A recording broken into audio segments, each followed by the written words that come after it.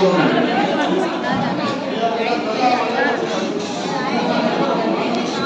అందరికీ ప్రసాదం వచ్చిందానికి రెండు వంట చేయడం అంటే ప్రసాదం తీసుకెళ్ళి కార్యక్రమం పెట్టారు.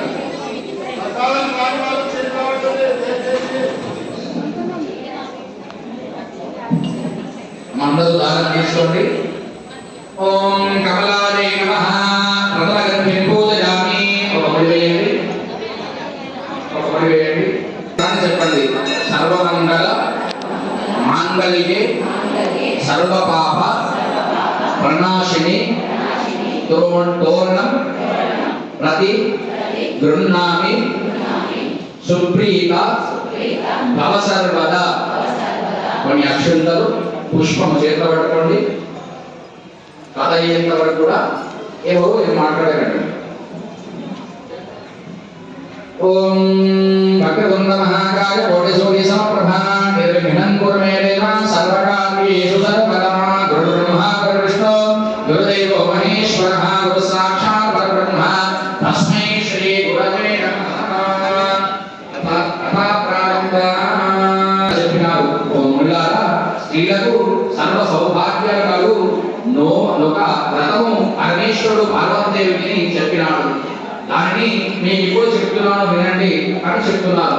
కైలాస పర్వతమున వజ్ర వైఢూర్యాది మణిగణ ఖచ్చితమైనటువంటి సింహాసనం పైన ఆ శివుడు కూర్చొని ఉండగా పార్వతీదేవి పరమేశ్వరుని నమస్కరించి, నాగా భూలోకంలో స్త్రీలు ఏ వ్రతం చేసినా సర్వ సౌభాగ్యాలు పుత్ర పౌత్రాలు కలిగి సుఖంగా ఉంటారో అట్టి వ్రతాన్ని నిర్వహించి అని ప్రార్థించిందా.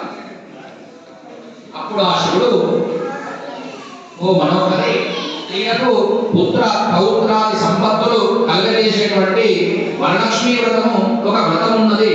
ఆ వ్రతాన్ని శ్రావణ శుక్ల పౌర్ణమికి ముందు వచ్చేటువంటి శుక్రవారం నాడు చేయబడింది. అది విని ఆ పార్వతీదేవి ఇక్కడుచున్నది, ఓ లోకారాధ్య, ఆ వ్రతం ఎప్పుడు చేయబడను, ఆ విధి విధానం ఏమిటి, దాన్ని పూర్వం ఎవరైనా ఆచరించారా, ఆ విస్తారంగా తెలుపండి అని ప్రార్థించిందరా. ఓ కాత్యాయిని, పూర్వము మగధదేశమైనటువంటి కుండియనము అను ఒక పట్టణం కలదు. ఆ పట్టణం నందు చారుమతి అను ఒక బ్రాహ్మణ స్త్రీ ఉండెను.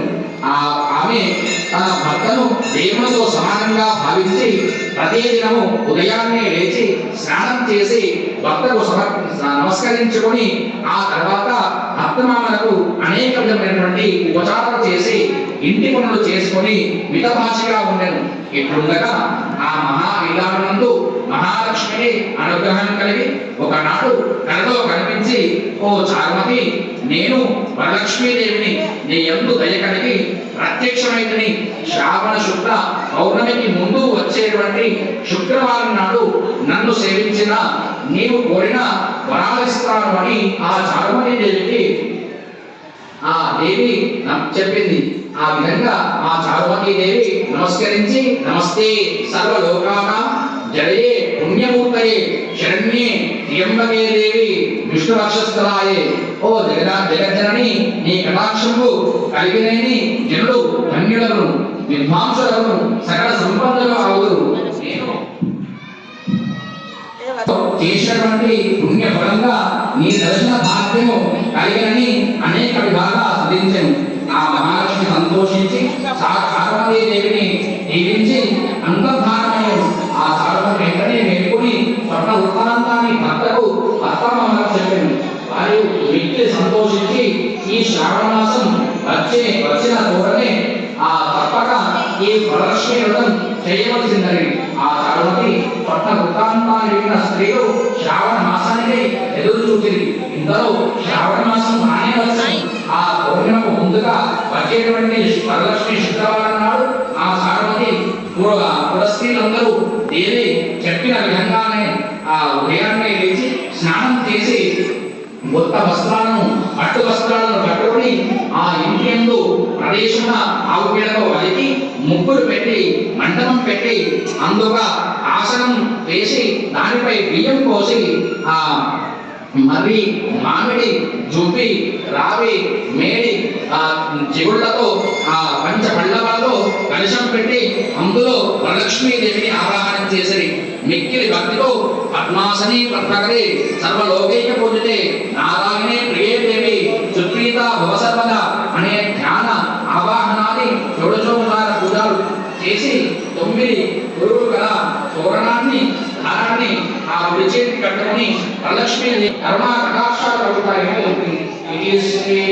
విరాశక్తి వరలక్ష్మి అవతారణ భగవాన్ సర్వాత్మకాసన మంత్రి వరలక్ష్మి దేవత దివ్యశరణారంధార్పణమస్తు. విచేతటువంటి పుష్పాలు అక్షింతలు అమ్మవారి దగ్గర వేసేసి కొన్ని అక్షింతలు తలపైన వేసేసుకోండి. తర్వాత తోరణాన్ని కుడి చేతికి కట్టుకోవాలండి. ఇంటికి వెళ్ళిన తర్వాత మీ భర్తల చేత కుడి చేతికి కట్టించుకోండి.